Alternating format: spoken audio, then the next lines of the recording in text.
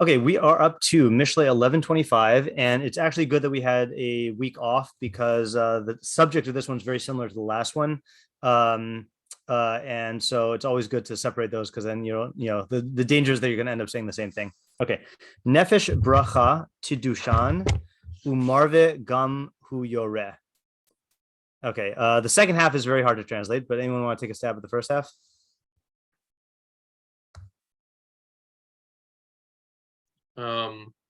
A soul of blessing Okay, good. I'm glad you preserved the ambiguity. A soul of blessing.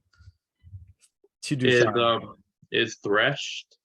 You're thinking of dash, right? So Yeah. this is from dashen, which I put the translation down here because I figured people wouldn't know it. Oh, it grows fat. Yep. Soul blessing will grow fat. And we have to remember, I know that we're working with like modern sensibilities, but fat is good. Okay. Fat is not like bad, right? So fat is like, healthy, like positive. Okay, so soul blessing will grow fat. Marve gam hu yireh. Okay, so marve is be saturated or to drink one's fill. Gam hu yoreh, and then yoreh. Okay, so this is a weird thing. All the Mefarshim struggle with this. Yoreh here is spelled with an aleph, but that's not really a word. So a lot of the Mefarshim say that like it really should be a hey. Okay, so let's just in fact, you know what? Let's do this. Let's actually suspend our translation of this and then see what some of the Mefarshim say. Actually, we're going to cheat. Okay, hold on just a second. We're going to look at the English first just to get a sense because it is a little confusing. Okay, so Art Scroll says the soul that blesses will grow fat. Okay, so they're taking a stance that a soul of blessing means that it is doing the blessing. It's doing the action of blessing. Okay, will grow fat. And one who sates others. Okay, so marve is to sate or to slake, like to or to quench the thirst of. Okay, it's basically like it's the drink version of satiate. Okay, so marve is one who like provides drink to sate others. Gam hu yoreh, they say will also be sated. Okay, so again, unclear for the second half. Living Nach says a benevolent person flourishes. Okay, so they're taking a kind of a not literal translation here, and they say flourishes. Okay, flourishes is actually pretty good. Also, it will grow fat or say or will flourish. Okay, umarve, and one who satisfies, and then they put in there the poor will also be sated. Okay, and they just again they take the same way as the R scroll does. And then Alter says a benign person, which he says literally a person of blessing, which by the way, when you hear the word benign, what's the first thing you think of? Tumor. Yeah, right. So I thought that benign meant not harmful. I thought benign was just like, or not like, like malignant is like growing in a bad way. And I thought benign was just not harmful. Apparently, I just forgot that there's another word for benign, which means like kind or gentle. Okay.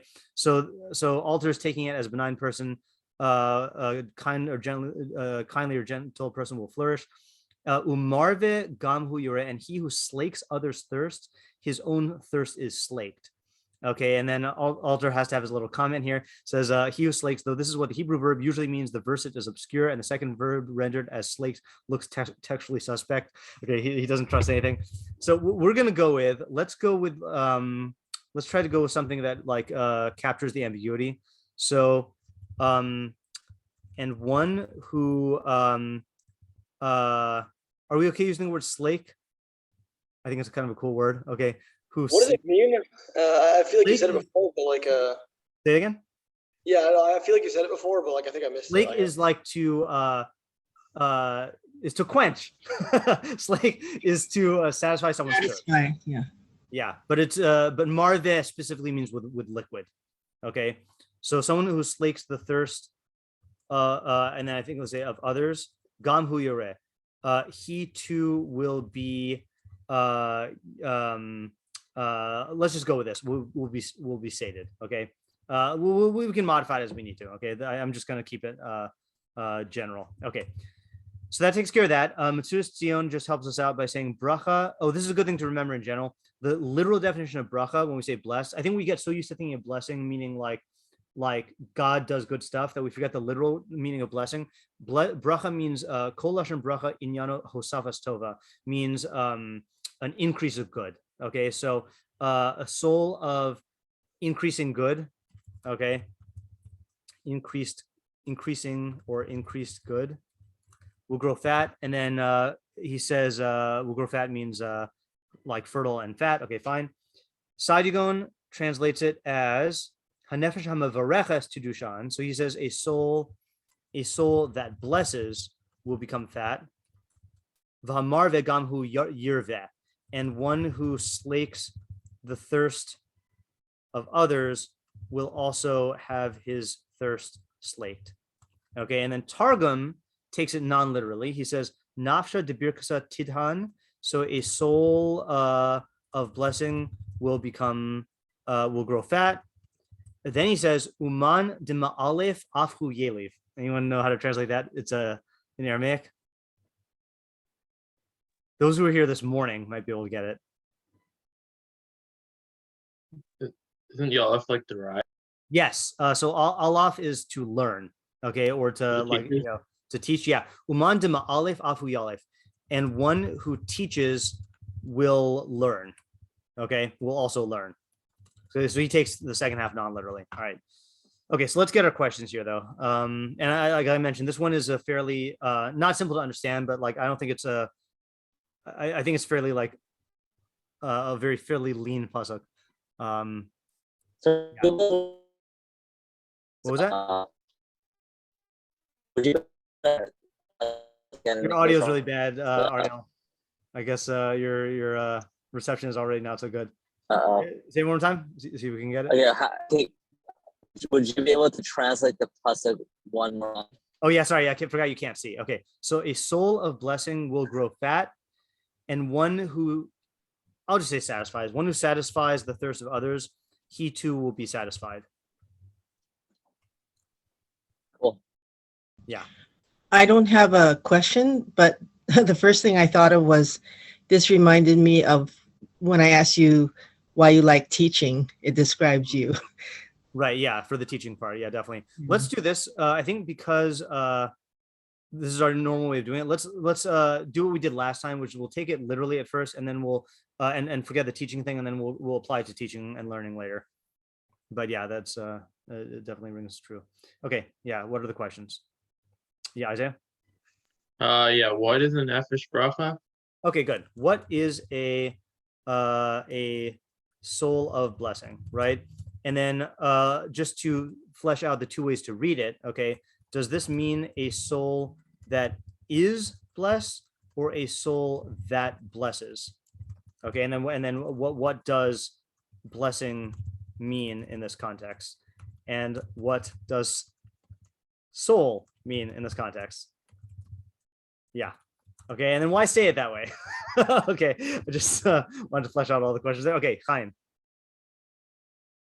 Yeah, like a little bit before that, but what's the specific use of nefesh here, and like how are we defining nefesh? Yeah, you know, I'll make that its own question. Okay. Oh, we didn't see that. My bad. Yeah, no, it's fine. I kind of like layer all the questions because I was just spelling it out. So, what does soul mean in this context? Yeah, you know what? Let's do it this way. What does soul mean in this context? What does blessing mean in this context? And then, what is a soul of blessing? Why? Let's say why say it ambiguously, or even in terms of like souls and blessings. In other words, like let's say for example you're talking about someone who provides food for other people. Why not say like someone who provides food for the poor? Yeah. Okay. What's being slaken? Yeah. What is being slaked? Satisfied? Yeah. So what are the possibilities here? A soul of blessing. One who satisfies.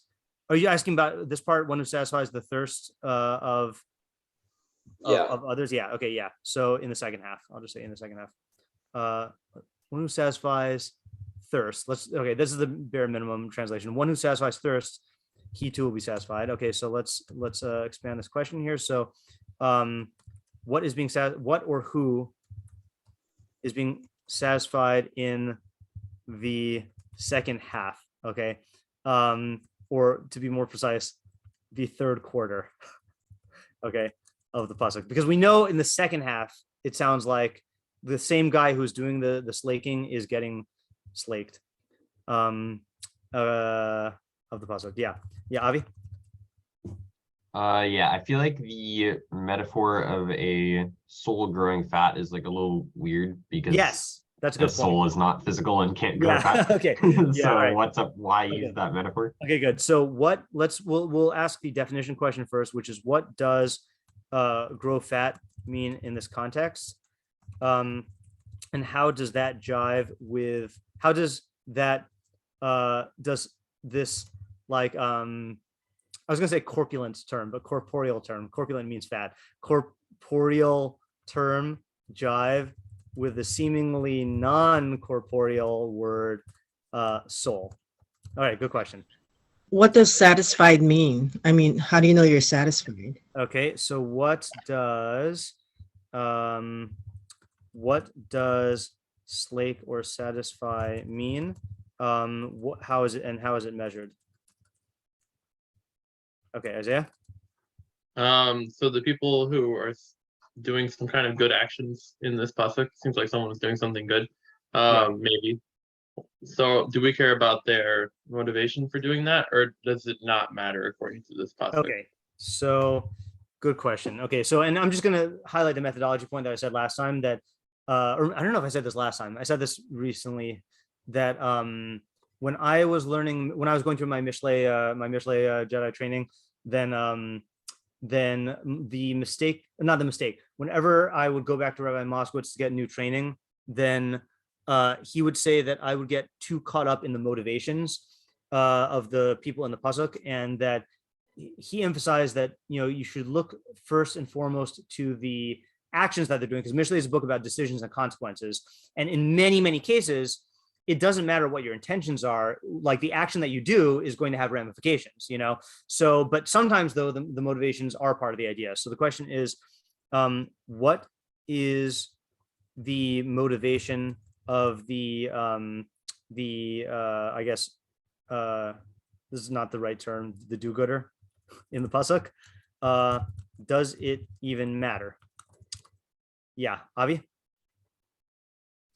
Yeah, it kind of seems like the pasuk is saying the same thing twice. Yeah. Okay, good. So what is the difference between the two halves of the pasuk? Okay, if anything at all. And then the reason why I'm saying if anything at all, I'm smiling, is because this morning we also had a little crash course in methodology that you have basically you have two schools of thought in the Mefarshim. Okay, you have the ones who say it's okay for a pasuk to repeat itself. Not in Chumash, but in anywhere in Nach, because it's poetic, and then you have the Mefarshim who will say no, there's no such thing as repetition, and like it's teaching a separate idea. So you could easily say this is just telling you one thing. The first half is like with food, and the second half is with drink, or it could be saying two different ideas. But either way, it sounds like it's saying the same thing. Okay, good. Yeah, Chaim.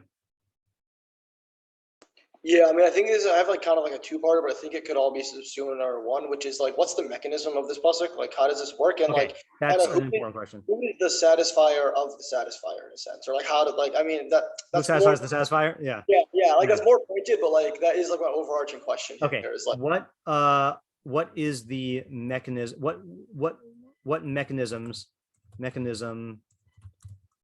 I'll say mechanisms are in operation here. In other words, what is the cause and effect relationship between like the soul of blessing and getting fat, and between the slaker and getting slaked? I don't think getting slaked is actually a verb, but it really feels like a fun thing to say. It feels like slang. Yeah. My dad has a question. Yeah, go ahead. Yeah, unmute. You got to unmute. You're muted. Yeah.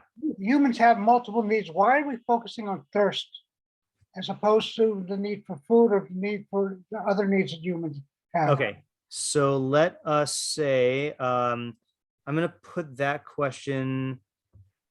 over here about what does slake mean? Why focus on thirst?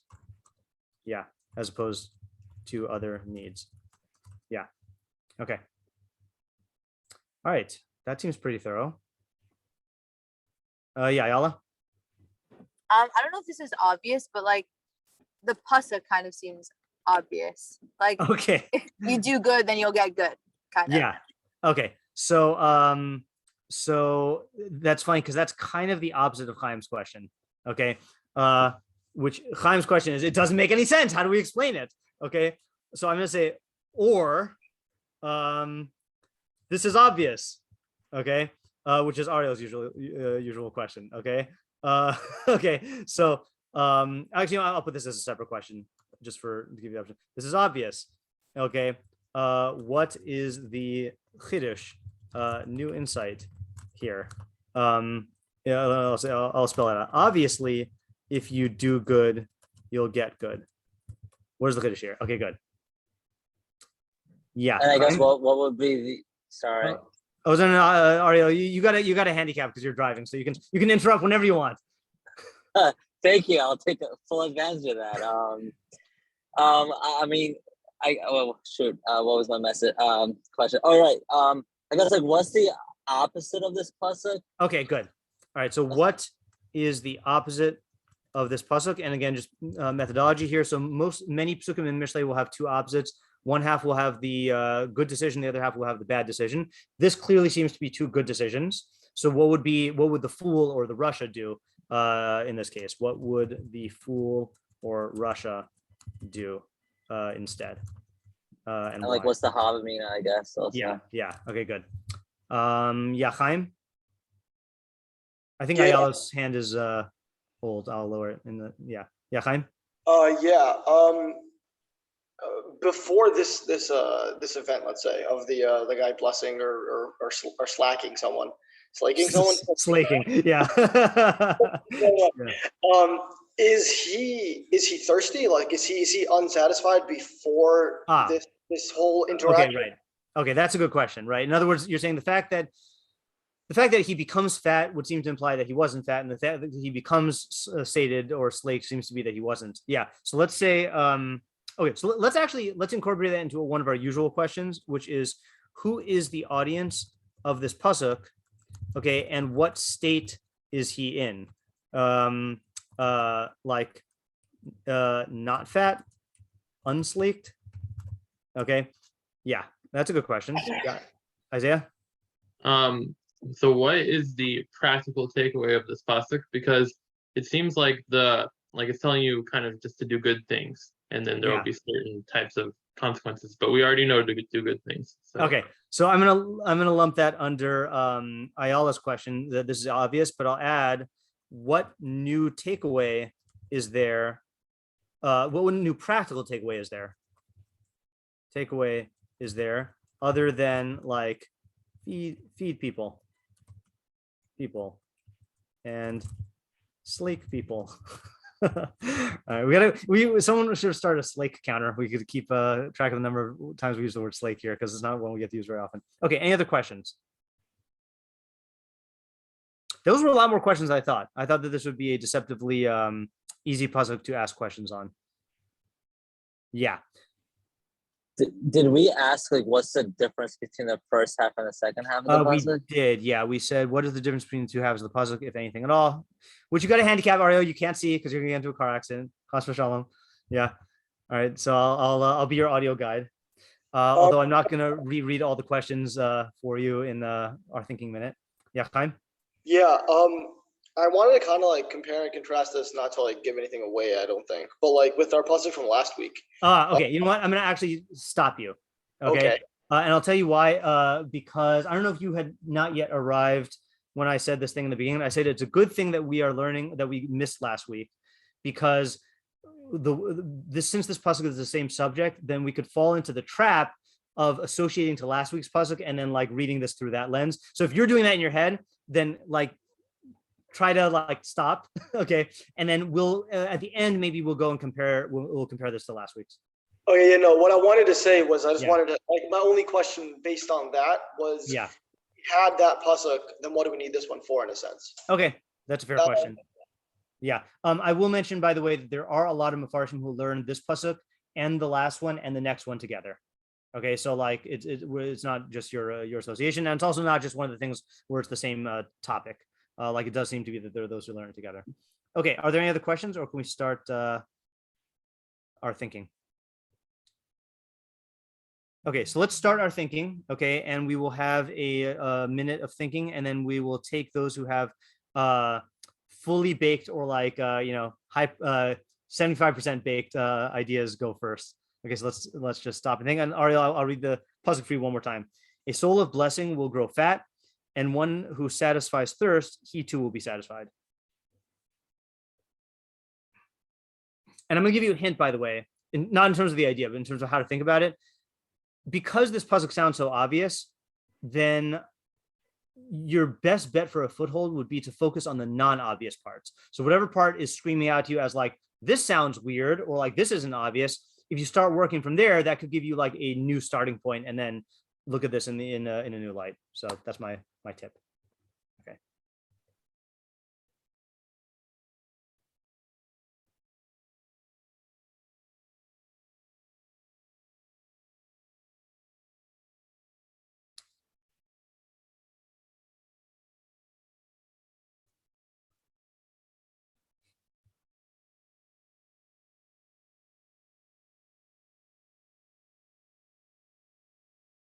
I have a new question. Sorry, new question, which is if we're taking this the way that all the translations translated it, that one who satisfies thirst will be satisfied.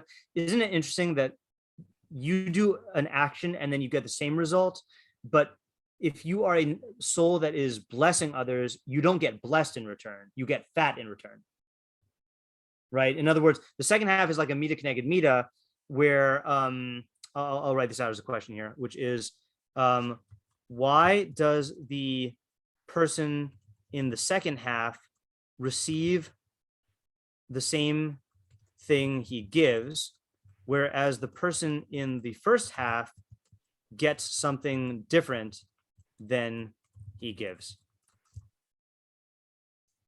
Okay, back to thinking.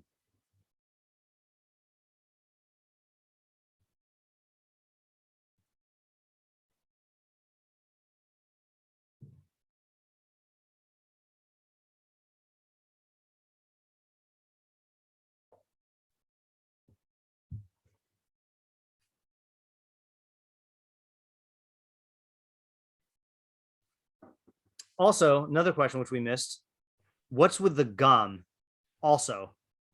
Okay. What does the word also add? Okay, what is the hava amina? Okay, so it looks like we have several approaches here. Yeah. Oh, yeah, sure. Yeah, yes, you had a question. So we're saying that if a soul does a blessing, or if a soul blesses, then it becomes sated and it comes not thirsty. So my question is if this person doesn't bless anymore, do they become thirsty, or are they sated? Okay. All right, so that's a good question. So the way I like to ask this question here is, I'm going to lump this under, I'll put this in a new question, okay, which is like, how, this is going to sound weird, how often does one need to engage in these good actions to receive these good results? And what I mean by that is this like a 1-to-1 ratio? Like if you get a blessing and then you or if you give a blessing, whatever that means, then you'll get fat, like in one shot? Or is it that you have to, this has to be like a habitual way that you do it, and like if you stop doing it, then you're going to stop getting the result, like you were saying, like if you stop, if you stop this, is it like, is this a 1-to-1 ratio of action and result, or is this the outcome of a good habit?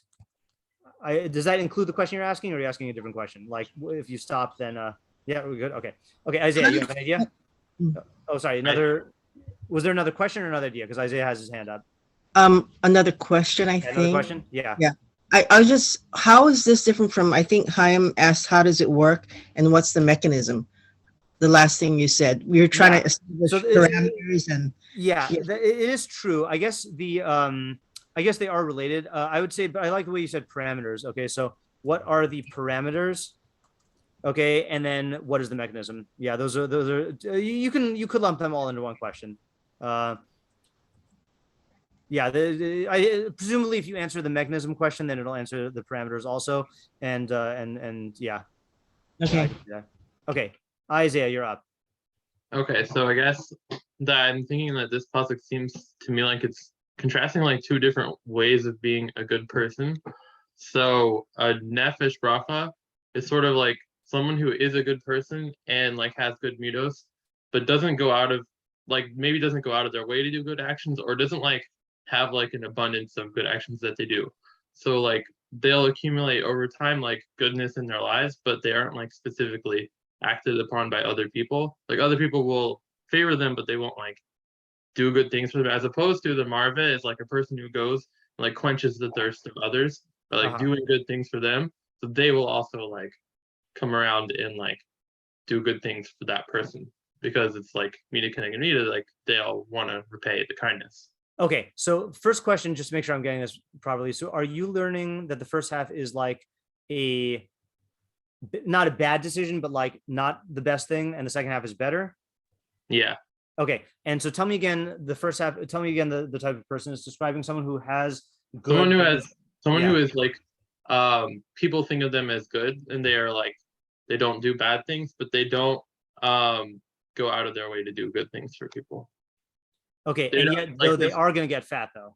They're going to get fat. That's like a passive thing. Is how I'm thinking of it. Okay, yeah. Okay, so okay, I'm gonna add to. I think I'm gonna add to that. Okay, which is that I was saying that fat is good, but fat also is like you could say that fat is also like excess. You know, like that's a common phrase that like the the Torah uses, like Vayishman Yeshurun Vayivat, that Israel became fat and kicked. Fat there is not like you're getting all your needs taken care of. There it's like above and beyond. So if you have this good stuff. And in fact, you could say, and tell me if I'm deviating too much from your idea, because I want to make sure I don't like hijack your idea. Bracha, a soul blessing, I think the thing that fits in good with is a soul that has received good, that has been blessed, not a soul that's blessing others, because that would really go against your interpretation, right? So a soul that has received good, but is just passive in the enjoyment of the good and doesn't go out and giving to others will become fat, which is just basically it's going to retain everything in the form of fat, but one who quenches the thirst of others will also have his own needs taken care of. Okay, so let's so first of all, am I missing anything in what you said? So I guess I was thinking of fat actually as a good thing, but this is like a passive accumulation of good things. Okay, so but then it's kind of weird then, because if you're learning the first half as criticizing the person, then it's weird that it's giving a like seemingly positive outcome. That's kind of why I was trying to spin it negative. So I'm not saying that makes it wrong, but like I think we need to like figure out what it's saying. Also, I think this is where my dad's question comes in, that thirst is just a very, very specific need, So it's weird that it's going to give, like, if it said someone who, like, I think our last pasuk was about giving in general, or giving tzedakah. Thirst is just a very, very weird thing. So I think we'd have to like account for that. Okay. Yeah, go ahead. I think I'm going down a rabbit hole, but is a fat person satisfied necessarily? Not necessarily. I guess that's kind of up for interpretation. Yeah, because I'm getting confused with the fat image and then the thirsty image and the satisfied image. Here's a move, by the way, that this might help. And Isaiah, I don't know if I'm deviating from your idea here, but if you're getting fat, then that definitely means that you have your needs taken care of. Okay. And again, I'm talking about in the olden days. Nowadays, that obesity is much more common among lower socioeconomic levels because people are eating like lots of junk food and like, things that are high sugar. So, but in the olden days, fat would be that you are having all your needs taken care of and more. But marve, why would we focus on thirst? Because thirst is a very basic need, And so maybe the first half is talking about someone who is enjoying abundance and then like soaking up all of the excess in a passive way, like Isaiah was saying. And the second half is talking about someone who might not have abundance and is giving up their like drinking water, and then the pasuk is saying that person is going to like get water in return, which we have to figure out how that works. Okay, I'm just trying to like find why it would focus on thirst. Yeah, what do you want to say? Me? Yeah, you. Okay, so there's two levels of return for the action of being performed. One who satisfies thirst, maybe doing it just out of a sense of obligation, maybe doing it without any, actual intention to do kindness, maybe doing it in a very routine way. But a soul of blessing, that sounds like an elevated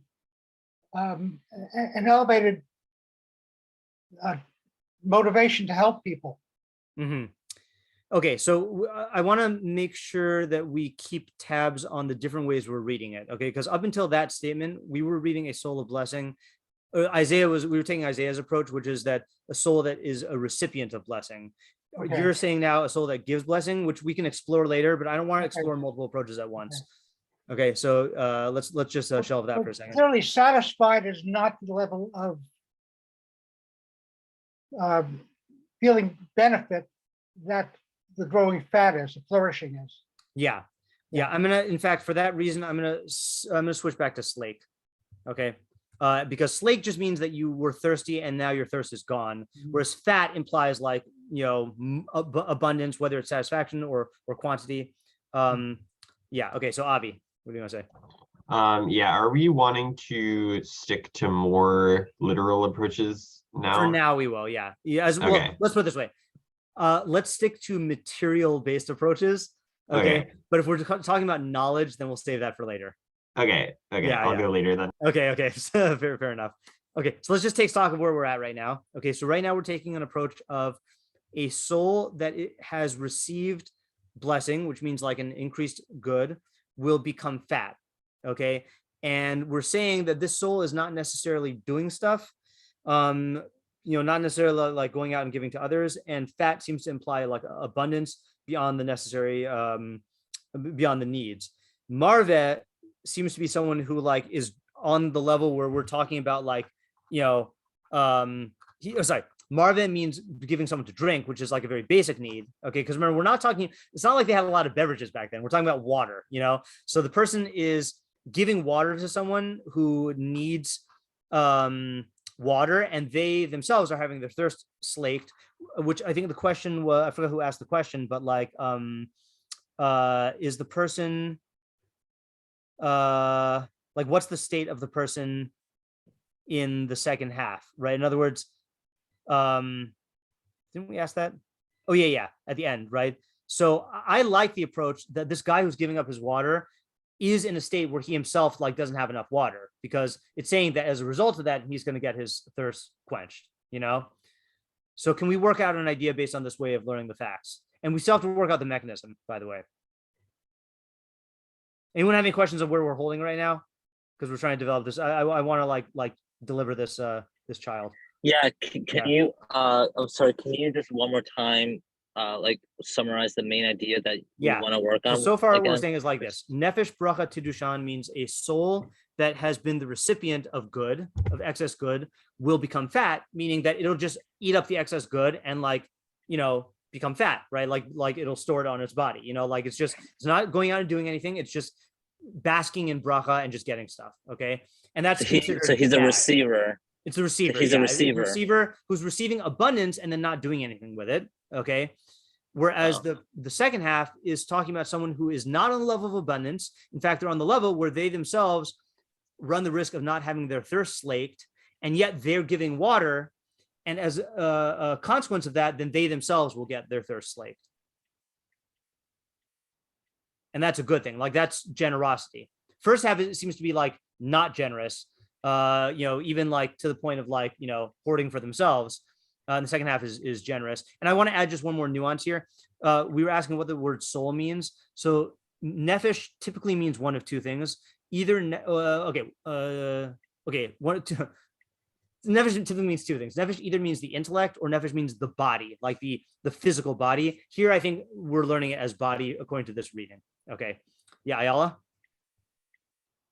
But yeah, I don't know if this is too simple and like a classic tzaddik idea. Yeah. I feel like the first one where he's receiving blessing and growing fat, like if his source of blessing is cut off, then like that's it for him. He's like done.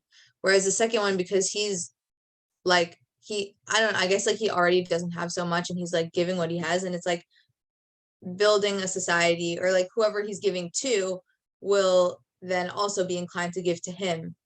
And then it's like more of like a satisfied of like, he's content in that, like, it's not really fluctuating, not really like changing that much. Okay.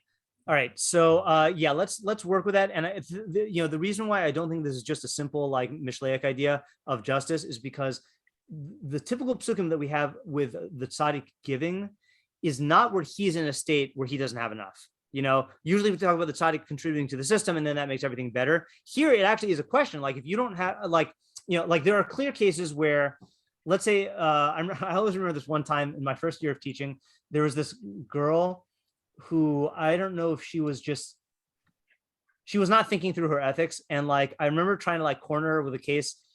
Like she was saying, like you should always give stuff away. You should always split everything. That was her thing. You should always split everything, So I was trying to corner her in a case. And so of course I said, well, let's say both you and your friend like get poisoned and you only have like one dose of the antidote, what should you do? So I expected her to say, well, you're going to have to choose. And you could defend the example of like either give it entirely to the other person or take it entirely for yourself. She said, split it. And I said, so you're telling me that both of you are going to die? And she said, yes, because she couldn't bring herself to like, so the reason why I'm bringing it up is like, if you are in danger of your own water supply, drying up.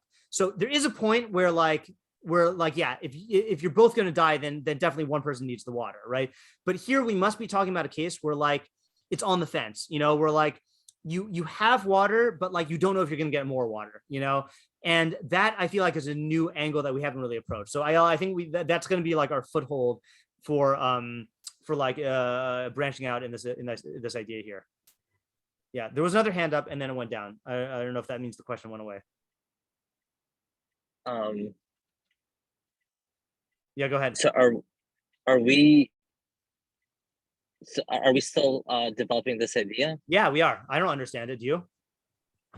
No, I actually don't. I don't fully get how we're reading the first half of the pasuk. I must have missed it as a negative. Yeah, and how he's a receiver. Okay, nefesh bracha is a receiver because it is a soul that is blessed. Okay, blessed means tosefes tova, like the Matsudas ציון says, means you got extra good. Okay, you received extra so there's good. no way you can read it as he's. I didn't say there's no way to read it. I'm saying we're reading it this way right now. Okay. Yeah. Never mind. Yeah, right. Yeah. Okay. So and remember, this is a crossroads here. This is our what is a soul of blessing? Does it mean a soul that is blessed or a soul that blesses? Okay. Okay. So right now we're taking a soul that is blessed. Okay. And we're saying it's negative because all he's doing is getting fat. And it really is more about what the pasuk doesn't say than what it does say. It's saying it doesn't describe him interacting with anybody. And it describes like the state of abundance. And then it just like, it just goes to his own body. Second half is describing someone who's not fat, doesn't even necessarily have enough water, but they're giving their water to someone else. And then as a result of that, then they're going to get quenched. And the question that is on the table is okay. So there's the obvious question, which Ayala is answering, which is how does that work that you're going to get slaked? Well, what happens is if you are in a state of dire need and someone else is in a state of dire need and you share your good with them, they're going to feel like indebted to you and they're going to want to repay you. And so when they have good, then they'll share it with you also. So people who are in states of need will care for each other. And if you want to think about this in like a zombie apocalypse type scenario, like it doesn't have to be zombie apocalypse, but an apocalyptic scenario, if you have a bunch of people with limited resources and they all hoard their own resources, so then it doesn't get shared and then no one can form a community because no one has like I have fuel, you have water, you have fire, and like we just don't share anything, but if each of us shares, so then we can start to build on each other's needs and then get bigger and bigger and bigger. But what it takes is breaking through that one like that one feeling of like, I need to retain what little I have. And like, if I give to you, somehow I'm losing. And I think maybe that's maybe Ayala, maybe that's the answer to your question. Maybe this is not talking about a tzaddik. Okay. In other words, maybe this is talking about for the average person who is in a situation where the individuals have limited resources, and you have this primal scarcity mentality feeling of, I have to keep what little I have, otherwise I'm going to die, or I'm going to like not get my needs. You have to realize if everyone is sharing like a little bits of what they have to like further enable the others, then everyone will start to be able to work together, and you'll promote the feeling of indebtedness and gratitude, and you'll promote like the cooperative spirit, and then that'll lead to like greater abundance. Ariel? Yeah, I actually want to add to what Ayala is saying, because Sure. Getting it from Russ. Oh yeah. I don't know if it necessarily has to be like you're giving your water to that specific individual and you're waiting for that, but it could also be, like maybe someone's watching that, and what's his name? I think, was it Boaz? No, who was? Yeah, it was Boaz, Boaz is right? pretty Like rich, Boaz. right? I don't know. I'm not sure. No, what I we're gonna know, do. but Yeah. Boaz saw Russ's chesed. Yes. She correct. saw Oh that yeah, she was right. Yeah. She was poor, but she was giving away her yeah, she was extra stuff. she was giving away her stuff to Naomi, and Yeah. she saw that, and she ultimately reaped the rewards Right. at the end. Yeah. See, So it could also be someone watching, observing that. yeah, definitely. Yeah. I just want to use that example to bring out this other quality. Like, okay, in a situation of scarcity, I want to keep my stuff because I don't want to lose it and endanger myself, and you want to keep your stuff. And the default feeling is competitiveness. We're competing over the resources. But what happens is if I give some of my good to you, so then that also breaks that feeling of competitiveness and shows that I am a person who cares about you, and then it makes you more inclined to care about me. In other words, it like we were describing the mechanisms in terms of like economics, before. I'm saying there's an economics of like goodwill as well, where like I want to help you because you're someone who's helping me. I think I don't think that. I think we said that earlier. It just wasn't as clear in my mind. Yeah, Chaim? Yeah, I don't know if this is going to take us away from the current approach or not, but I have like an idea for the mechanism of the second half. Go ahead. We'll see. It's like it kind of ties into like Sameach B'chelko in a sense. But I say that because one of the Mefarshim says that. Yeah. Ooh. Yeah. But I was thinking along the lines of like somebody who is lacking resources, let's say. Yeah. But they have enough. They clearly have enough to share. Or else, like, remember Yossi mentioned to me like earlier, like, yeah, if the guy doesn't have enough to live, then obviously he doesn't give the guy because so we clearly have enough to give away. But so by relinquishing some of that, like so some of his in a sense his leftovers, right? Yeah. By giving that over, he satisfies the other person, but then he also can realize and he can internalize, like, wait, I actually didn't need that much stuff, like in a sense. And he can right. In that sense, he's satisfied, because then at that point he can be some Mechelgo in a sense, and he can say, he's like, oh yeah, now I see that like what I thought I needed, and I needed every bit of it, I actually didn't need, and I really can live on this much. And like, yeah, it's kind of like a more like, okay, that's good. So I'll tell you why this doesn't necessarily take away from the idea of the pasuk. So there's this category of psukim in Mishlei. I feel like we talked about this before, that I don't have a catchy name for other than list psukim, which is very not catchy, which is psukim that are advocating certain behaviors, and there are many, many reasons why you should do them that the pasuk doesn't really state. And like it's up to you to like figure out like all the benefits. And I would add that to the list. And let's just see, because one of the Mefarshim says it, I just want to see what they say and see if they take it in a new way. Oh yeah, here we go. Yeah, so Rav Yosef Kimchi, so that's the Radak's father, otherwise known as the Sefer Chukah, says, and if this ends up being too much of a different idea, then we'll stop. Nefesh bracha tidushan, mish yesh lo ayin tova. Okay, so he learns the first half differently. Okay, we'll read it anyway. No, is that going to confuse everyone? Yeah, that's going to confuse everyone. Okay, so I like your idea. Okay, let's put it that way. I like your idea. So what Chaim is saying is that not only will there be, okay, so now let's split it up now. We've identified 3 ways in which the person in the second half of the pasuk is going to get their own thirst slaked. Number 1 is economics, is by sharing the resources. That starts to build a community in which everyone can take care of their needs and then build and build and build. Number 2 is goodwill, is it breaks you and the other person from being in a competitive mentality to a cooperative mentality, and this person feels indebted to you because you help them, and then they do good for you, and then it's a virtuous cycle. And then number 3 is part of the scarcity mentality is overestimating how much you need to survive. And when you part with this thing that you view as essential, then it makes you realize, oh, I really can survive on less than I need. And anyone have there's a good proof that halacha demands this, even in dire cases. It's a basic halacha of tzedakah. What basic halacha of tzedakah like reflects this idea? Even poor people. Say again.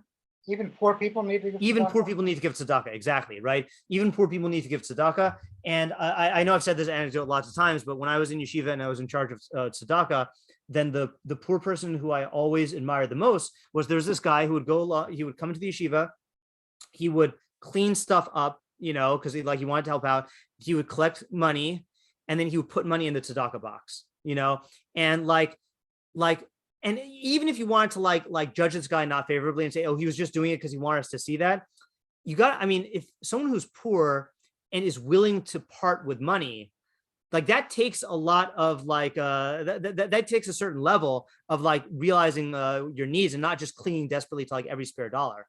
Yeah. Chaim, you have your hand up from before or no? Yeah, Yossi?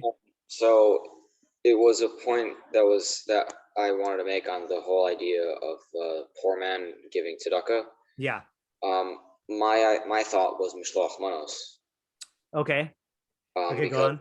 Even the poor people have to give, even if you have 2 poor people and they each have one thing. Right. That's a good point. They have to switch meals. Right. Yeah, that's a good point. Right. Yeah, that's another good proof from halacha. Yeah. Okay. I feel like this is almost baked now. Okay. So the only thing I feel like we're missing is I feel like there's something more we need in the first half. Okay, we got the second half really well, right? But the first half I feel like is just saying a soul that is blessed will become fat. Congratulations. What is that teaching us? Yeah, Avi? Okay, so kind of a small clarification question, Sure. But I was thinking for the past few minutes about how I felt like it was weird of reading Nefesh Bracha as the person being the recipient of blessing. Okay. But I was just thinking, are we reading bracha as a noun or a verb? We're reading it as a verb or an adjective. The soul that was blessed, or a blessed soul, meaning a soul that's enriched by good. Sure. Okay. Yeah. But by the way, just given that point, that is another route we can take, by the way. We started off by saying that this is a bad thing. You could take the route that this is a good thing and then see what happens. Should we try that? Yeah, Isaiah?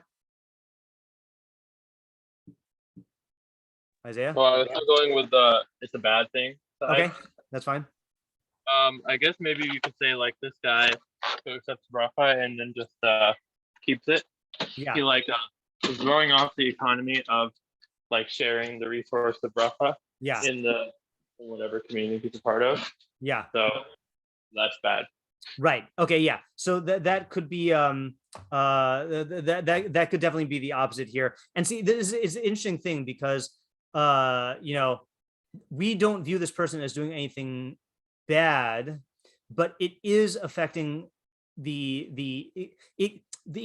it could be better for the economy. In other words, he could be helping people and having a better society. And in fact, if you want to see an extreme example of this, imagine a village where the people are just trying to get water, right? The poorest of the poor. And imagine a guy who's extremely wealthy, right? So he's enjoying his stuff, but if he were to invest some of his money in helping the poor get their needs, the entire city is going to get better. And ultimately he's going to enjoy it much he's going to get much more wealth and much more enjoyment, so it's in his best interest, if he really wants to continue being fat, to like, sustain the people around him. And again, I'm not saying how this should be done practically. Like, for example, like there are movements now, whether it is the, anti-capitalists, or whether it's the effective altruists, who are, of this mentality that like rich people have to give away all their money, and halakha doesn't hold that. Halakha holds that like you shouldn't give away more than a fifth of your money, unless you're on your deathbed, So like, I'm not saying how this should be done. I'm just saying like in principle. Yeah, Chaim? We had 2 points, so one to see that. Yeah. So from the whole idea of the soul of blessing will grow fat, something I want to think about is the whole idea with like giving away like Meiser stuff. Yeah. And if you don't give away Meiser, you apparently I've heard that you like end up with less with the next harvest. So the same idea is that by giving, you're able to grow, because if you give away, you're able to take away something from it, not necessarily in profits, but maybe in the mental aspect. Right. Yeah, and the cool thing about Mishlei is it's really advocating both, because what we're saying here is that if you are able to give away, so then not only will you actually be creating a society where you're going to be making more, but you're also going to be like moderating your own desires and being able to be satisfied with less. So you're going to be improving yourself in your own perfection in a way that helps you to get increases your pleasure mileage in what you do have, and you're actually helping your society. And the opposite for the first half. Yeah, Chaim? Yeah, I wanted to jump back to the opposite side. Yeah. Saying that this is a negative thing, and I want to focus on nefesh first, and I want to translate that or define that as like the body, right? Okay. So, and then I want to say that the nefesh bracha, right, is so it's I don't have to say a body of blessing, but like a person, right? The person who's blessed, I'm going to say, is like someone, like the way I was envisioning is someone who's like born with like a silver spoon in their mouth, whatever it is, right? And there's someone who just doesn't like recognize their good and like work on giving that away, or like not giving it away, but helping others in a sense. Yeah. And because of that, the only thing that they will gain is like physical pleasures and like growing fat is literally like the body in a sense. Fat like they're gonna get huge, but like it's just I want to say the body growing fat is basically saying the body getting more than it needs, and by that, then parallel to that is that like the soul is not getting what it needs, and the soul is not like perfecting. Yeah, I think that's. Wait, did you just say? I thought you started off this whole thing by saying that the soul was the referring to the body. Well, I'm saying okay, yeah. So I'm using nefesh, I'm using nefesh to do shun to say that like the body will be will get more than it needs, overindulged. Thank you. Yeah. But I want to say that as another aspect of that, or as like an outgrowth of that, the fact that I'm saying only the body in a sense. I'm saying he's not going to get any sort of other perfection. That's more like read out from the pasuk. That like if he just holds on to all of his material wealth and all of his like material goods and whatever, he's not going to get any sort of like actual good. And it's just that's why it's talking about growing fat in a sense. I'm saying like just basically. Yeah. Okay. All right. That's good. Yeah. I'm just sorry. I'm just thinking about the still undecided about how I like the nefesh, but I hear what you're saying. Can we just try one thing? Can we keep the second half and then see what happens if we make the first half good instead of bad? So if the first half is good, then we would read it as a soul that blesses, will become fat. And the difference here would be that the second half is talking about someone who provides someone else with their basic needs, even though they have a scarcity. And the first half would then be talking about someone who provides others with increased good and is going to reap even more good from that. So if we took that approach, now the question is, what's the chiddush there? Like, what's the new point? I mean, oh, here it is. Okay. In other words, like this. Okay. This is it, I think. So really the chiddush is not in the first half. Okay. we know that if you give, like, this is like what I was saying is the obvious idea. If you give, wealth, then that's going to make you wealthy. Okay, however you want to explain that, right? But the chiddush is, even the one who doesn't have a lot of stuff and then gives that, he too will get satiated. There is this feeling that the only benefits that you could do with tzedakah are like the big donations, and that if you don't have, if you're not in a position to, if you're not a blessed soul who can bless others by giving them a lot of good, so then you're not going to partake of all these benefits of tzedakah. Like when you look at, I don't know, let's say like there's an organization that you like a school or something you want to donate to, and you see like these huge donors, and you like have your measly like $18, and you're like, well, what is this going to do? There's this feeling that like I can't really like get any of the benefits of tzedakah. And this is like trying to dispel that notion, that there is certainly the benefit in what Chaim was saying of like, if you don't have a lot, then in a sense, you're giving up what you have is going to perfect you even more than the guy who has a lot and gives some of that. For someone who's like, who's making minimum wage, to give up half their, to give up 10% of their wage is perfecting them more than Jeff Bezos giving $1 million, even though the good that he's doing might be more, but the perfection to their own self will be more. And in terms of the goodwill that's created, giving someone else what their minimum needs are can have a much greater impact on that goodwill than like taking someone and like, who already has good and then giving them even more good. So in other words, the pasuk is trying to like address this mentality of someone who walks in thinking the only people who could be good at tzedakah are people who have a lot to give and can make big impacts, and saying, no, even if you have a small amount and you can share it, then that can also be good in its own way. Yeah, Avi, and then Ayala. Yeah, so that reminds me of, I was thinking about the Vav and whether it's like and or but. Yeah. Oh yeah, we should have actually made that in the in the translation. Yeah. So I was thinking, I like the interpretation you were just saying. I feel like there the Vav would be like even, right? Like, well, there actually is the word even. That's true. Yeah. So I just put it here, he too. But even, yeah. So yeah, even one who slakes thirst, he will be slaked. Yeah. Yeah. Okay. So that's like even better than, right? Yeah. It's like a soul of blessing, someone who is, great blessings that they're giving people will glorify. Yeah. Even one who just like slakes thirst, maybe like a smaller scale tzedakah. Yeah.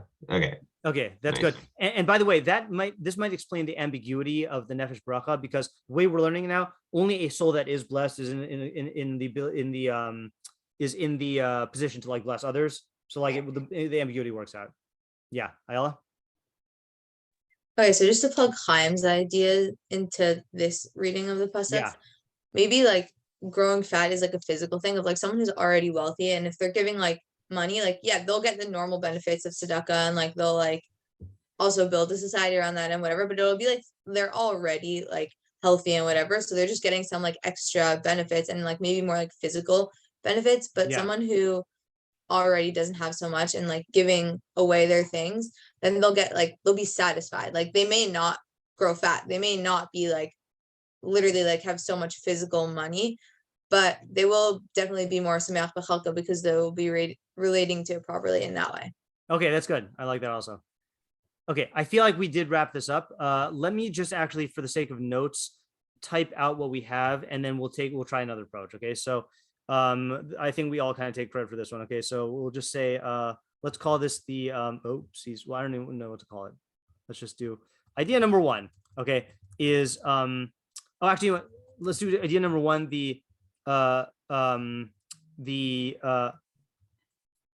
Okay, let's do it this way. Okay, first half bad approach is saying that a blessed soul who has a ton of resources and keeps them to himself will only end up getting fat, or worse. Chaim, how would you put it? You want to say it's, your Chaim has vanished. Okay. Yeah, fine. Getting fat, but someone who has limited resources and is still willing to share them. will benefit in a number of ways. A, economically. He will what do you call it? Introduce more resources into the system, which will increase the ability for everyone to thrive. Okay, 2, socially, his display of goodwill, will break the spirit of will transform the spirit of competitiveness to one of cooperation, and make the other people feel inclined to help him. And then C is perfection. His willingness to part with what little he has will increase his ability to be content with his portion, thereby making him feel even more satisfied. Okay, and then the second way we read it, did I do, it's supposed to be a 1 first? Okay, and then the second idea is first half good is that a person who is blessed and can bless others will certainly reap rewards. But the chiddush of the pasuk is that even someone who has very little can reap tremendous blessings from their giving, as described above. Okay, those are just 2 ways to read the pasuk. Okay, all right, we're ready for another approach now. Should we take this non-literally and then see what happens? Okay, let's do that. Okay, so taking it non-literally, and Avi had the first one. Go ahead, Avi. What do you want to say? Oh yeah. In the interim, I kind of got off of that a little bit. Okay, fair enough. Okay, so floor is open for other interpretations, or we could do Mefarshim. Should we do one of the Mefarshim? Let's do one of them. Yeah, Isaiah. Okay, yeah, I have another idea. Okay, sure. So this one is taking that the nefesh bracha and the marvet are 2 types of people. Nefesh bracha is kind of like a person who is blessed, like he's a like an Adam Chashuv. What it reminds me of, like a prominent person. Prominent person, or like a person who is well known for doing good things or something like that. So he'll obviously receive a lot of bracha and grow fat from it. But even someone who is like a person who quenches people's thirst, like literally a water drawer, he'll receive bracha too, because he does good things, even though he's not known for it, he'll still receive bracha. Okay, that's a good idea. So it's interesting because the even though the way you're explaining it is different, then the chiddush is very similar to this, which is that people think that you can only do more good if you have more good, but if you have little good, then you can't really do more good. But that's not really the case. And then you're putting in the social realm. Yeah. All right. Good. Yeah, Chaim. So my idea is I should say Zifkins instead of. Sure. That's fine. Yeah. Yeah. My idea is that the nefesh bracha is somebody that is blessed with knowledge. Okay, good. All right, you're taking the non-literal route. Very good. Teach somebody something. Yeah. And it doesn't need to be necessarily somebody that knows a lot, but everybody knows something about specifics, about something that they like. Yeah. No matter who you are, you'll know something about something. Yeah.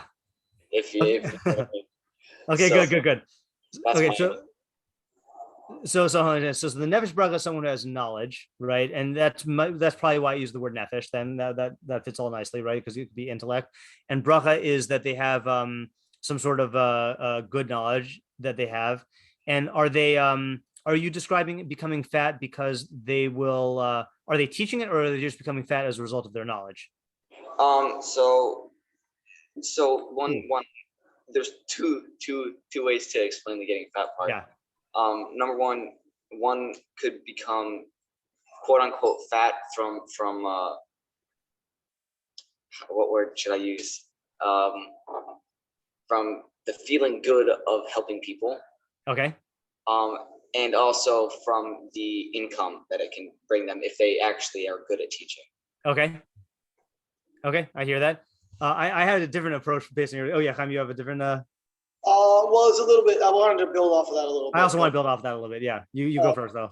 Okay, so I'll build a little bit. I was thinking along similar lines that it has to do with somebody who has knowledge, but I was seeing similarly to how someone was saying earlier about how slaking thirst is like a specific versus a soul is like more of like an overflowing kind of thing. Yeah. But that's like a soul of blessing someone, let's say like a chacham gadol, let's say, right?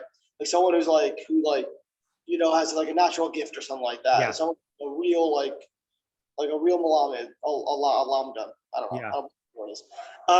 And like so that person will grow fat because they'll be able to learn from their students, they'll be able to learn from people who they're learning with, and that's obvious in a sense. Yeah.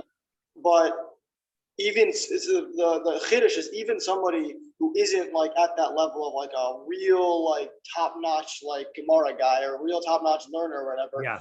Even when he like goes and gives an idea or like has like a once a week share or something like that, even he will be somebody who can grow from that, even if he's not constantly like overflowing with it. Okay, good. I want to say the exact same idea. So I'm just gonna say it in my language, and then you tell me if I'm obscuring anything with yours. So I'm actually taking the model that we just said for the this other approach here, which is that you look out into the world of knowledge, whether Torah knowledge or other knowledge, and you're like, okay, so the geniuses and like the Rosh Yeshiva and like the Ravs and the Einsteins, like they certainly are nefesh brachas, like they have bracha and then they're giving bracha and they're going to become fat. They clearly gain a lot from this. But what about the person who's just like involved on a lower level?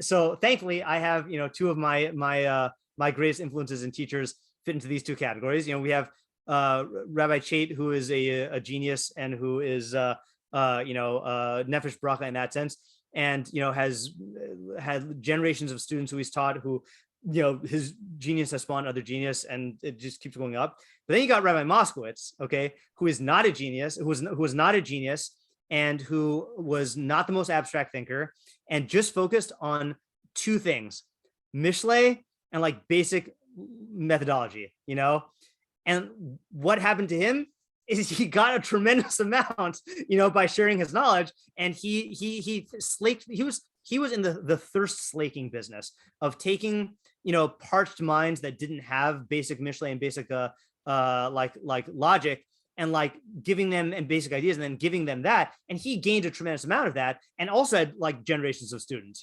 So it's not just a thing. So you might think that only a great chacham can benefit by like sharing this great knowledge, and but really anyone who gives any amount of knowledge, even if it's just like the equivalent of like water to someone to drink, is going to get a lot out of it. And what Chaim said is like, and this is why just have a little like encouragement here for the is Ariel still here?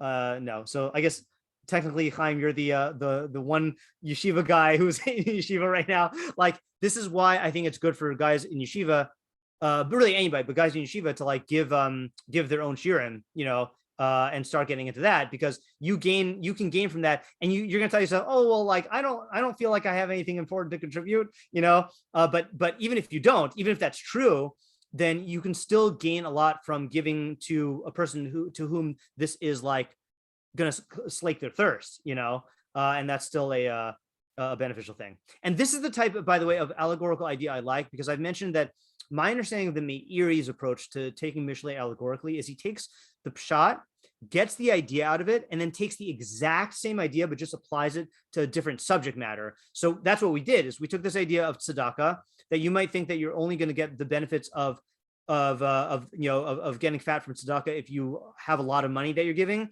but the pasuk is teaching you that even if you have a little bit and you're giving up your scarce mentality, you're giving up your scarcity, your scarce resources, then you're still going to get a lot.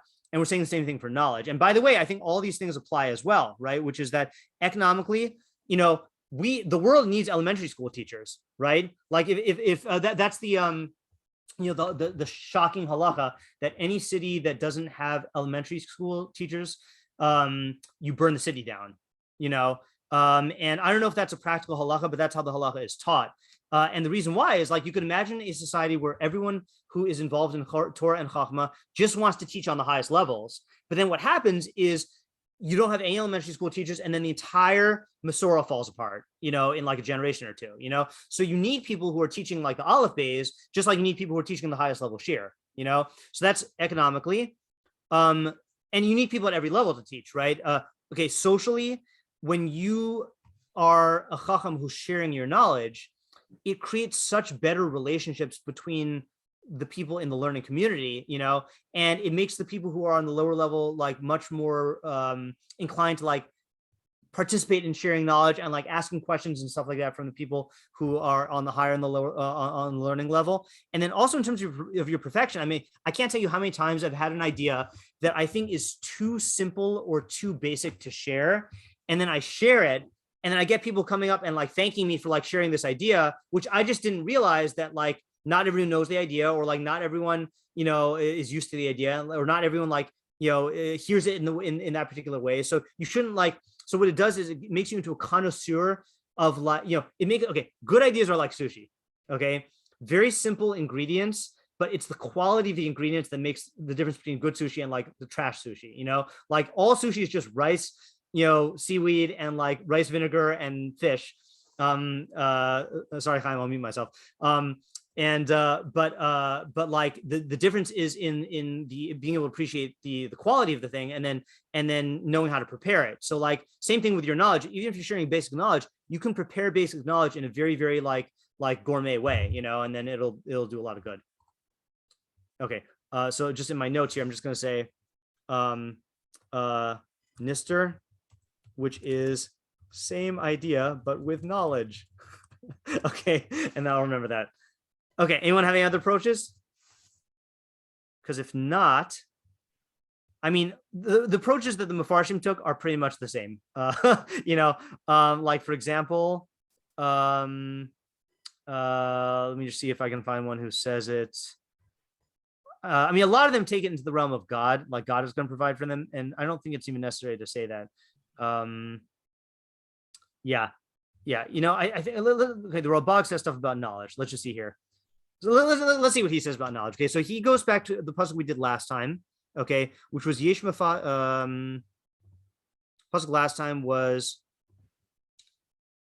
there's one who scatters and gathers more, but one who refrains from uprightness will only lose. Okay, so let's see what the Radak says, and then we'll do that, and then we'll call it a night. So he applies this to knowledge. He says, Yesh mefazer, there's one who scatters. Yesh misha mefazer v'nosaf od, there's one who scatters, and you know what? No, I saw a good one, a better one. Hold on just a second. A better metaphorical one. Who did the really good one? Oh, my computer was plugged in, but the plug wasn't plugged in. Hold on. Yeah, here we go. It was who is this? The Meiri says like this. O nefarshu b'inyan limud. Hakavana, if you explain this about learning, the intent is as follows: Shahanadiv, the generous teacher, im heyos mechuko lases l'chol mavakesh, even though his policy is to teach everyone, right? So that was the previous pasuk, which is that you are indiscriminate in your teaching. Okay. Did I write that one? No. We said that if you, the same is true in regards to knowledge. Those who teach freely, right? They don't like say, oh, I'm only going to teach like certain people. But those who teach freely will benefit themselves and others in innumerable ways, while those who refrain from teaching based on various excuses, even legitimate ones, will lose out in their own learning and deprive others of knowledge. So the Meiri takes that and he extends it further. He says, even though he teaches everybody, whoever asks, he doesn't equate his gifts. Okay, what does that mean in the realm of learning? He evaluates his different approaches to make them age appropriate. He will teach the chacham in accordance with his chachma, and he'll teach the fool in accordance with his foolishness. And this is what it means, that he will guide direct people according to his capacity in all of his gifts. Liosam al tzad haroi, to make sure that they're appropriate. So in other words, what he's saying is like this: is the previous pasuk said, there's one who scatters and gathers more. That means that he teaches everybody. He doesn't turn anyone away. But that doesn't mean he teaches indiscriminately in the derech of teaching. In the derech of teaching, he will bless, he will give abundant blessings to people who can grow fat, and he'll give like water to people who just need water. In other words, if you take a baby who just needs milk and this is the Rambam's mashal, and you like give it meat and bread, it's going to choke to death, right? Or if you have someone who's a grown man and you try to feed him baby formula, or just a diet of, well, you could probably survive off of milk, whatever. You just give him water, he's not going to survive, So the teacher, so it's an interesting thing. The teacher has to be discriminating and indiscriminate. He has to be indiscriminate in terms of who he teaches, but discriminating in terms of making sure that he tailors the teaching to each individual person. And then you get the best of both worlds. Okay. So we got a couple of nice ideas there. All right, anyone has anything else to add? If not, then I think that's a good haul for tonight. Okay. I guess announcements. Oh, first of all, I'm saying this not just for the people here, but for the people who are listening, that thank you to those who have made recent contributions to the Rabbi Shnei Torah Content Fund. Very, very helpful. And I have a feeling that, I don't know if it's because it's the beginning of the year or it's because it's a serious made tshuva, but people have been very generous lately. So I thank you know who you are, if you've been generous lately. And then the other thing I was going to say is we are going to be off for another 2 weeks, right? Because next week is Suffice, the week after that Shmini Atzeres, and then the 24th, I guess, is probably our next scheduled shiur. Yeah. So continue learning Mishlei on your own, but we're gonna take a break here. Okay, thanks for coming. Have a good night. Thank you. Thank you. Right, bye. Thank you.